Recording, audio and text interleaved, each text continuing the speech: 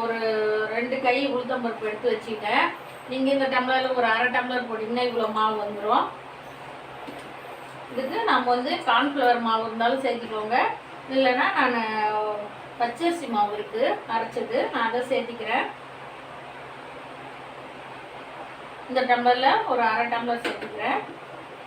கொஞ்சம் ஒரே ஒரு சிட்டிகை இந்த டேஸ்ட்டு இனிப்பு தூக்கி கொடுக்கும், நல்லா டேஸ்ட்டு சூப்பராக இருக்கும்.